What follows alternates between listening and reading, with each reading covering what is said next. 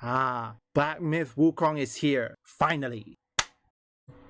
By the time of this upload, you've already got yourself a physical copy of Black Myth Wukong. And now, the review score has just reached in, the embargo has already lifted, and there are some characters who refuse to admit their defeat. Now, there is a leak claim that IGN gave it a 5, which Forbes Paul Tassi denies it. Expected, which it was true. The score on IGN was 5, but they bump it up to 8. I'll show you why. First, before I show you a clip from our good friend Jay the Concept, I'm going to show you an article from Paul Tassi. He already lists this. Here's the score. 82 on Metacritic. Okay. Now, this is the one. There are some odd claims yesterday that, or perhaps in this case, it's probably 4 days ago, that IGN scored the game a 5 out of 10, but they didn't. It's an 8, which is a good scale. In fact, no score on PC come in below 5 out of 10 at all. Okay, now this is called denial. He is in denial. It is not true. You know what? Let me give you an example here. Let's react to a video from Jay the Concept. What did I see that's getting me all flustered?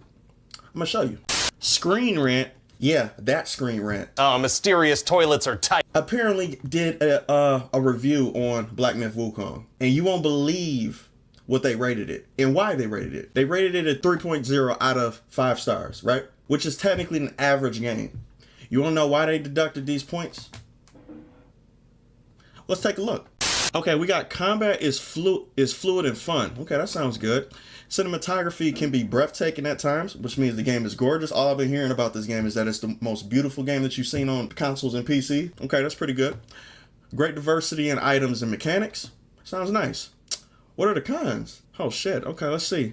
Game performance is unpolished. I have been seeing people actually fairly critique this, but to tell you the truth, the game doesn't come out until the 20th. So I'm pretty sure they're going to do a day one patch that's going to actually attack this stuff, but I could see them actually putting out a review. This is a fair criticism, so I'm not going to knock that. So what's the second line? Lacking in inclusivity and diversity. I'm going to show you more. Let that thing sink in, okay? Folks, let it sink in. What does it mean?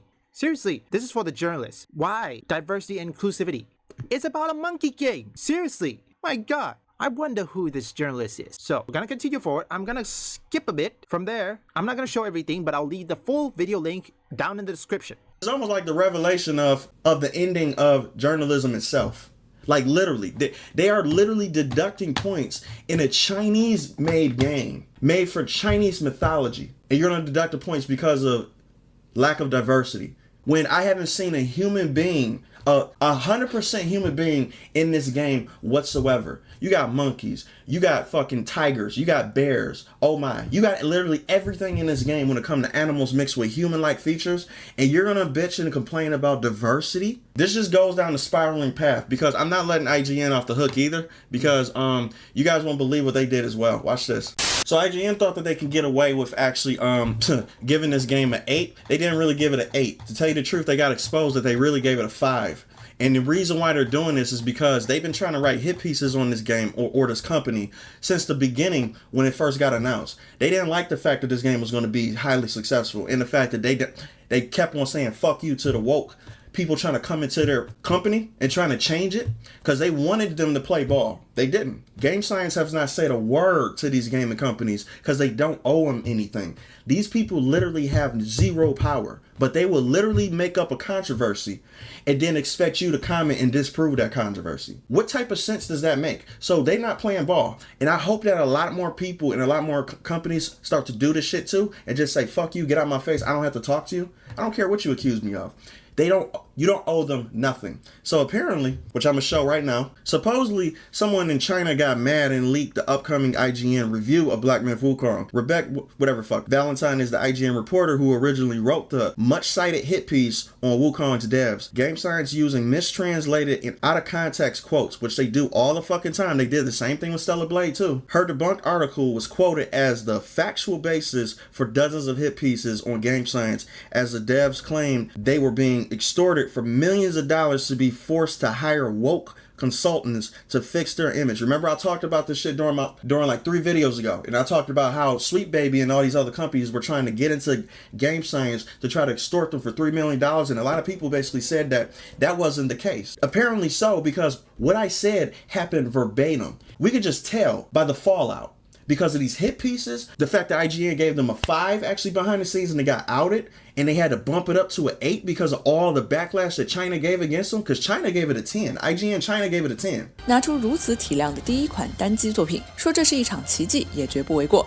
黑神话：悟空绝对可以说是一座中国游戏行业的历史。So IGN America gave it an 8 out of 10, and that's the bump up score. That is true. Sorry. I'm just gonna have you guys get a full context of this. Now, according to this Screen Rant, the person who wrote that article that gave it a 3 stars, a 70 score, happens to be Samar Abidian. And it turns out on the editor's note, that person is no longer available for safety reasons now. And again, you should know, the internet, oh, they're not gonna let it get away. No.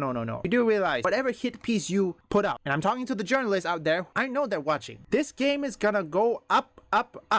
Yes, it may not be nominated, which I'm probably 100% certain Game of the Year awards or Game Awards aren't gonna accept this one. It's not gonna accept Stellar Blade. What? The First Descendant? They won't accept because it's made in China or South Korea. That doesn't bend to the woke mob. Again, I will leave the full video of Jay the Concept in the description so you guys can get the full context of what's happening. Which is why I'm gonna give a like for a while. You know what? Maybe I can get a subscribe.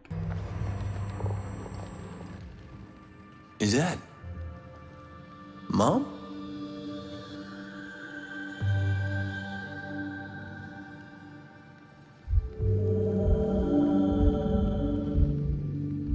I love you, Dante.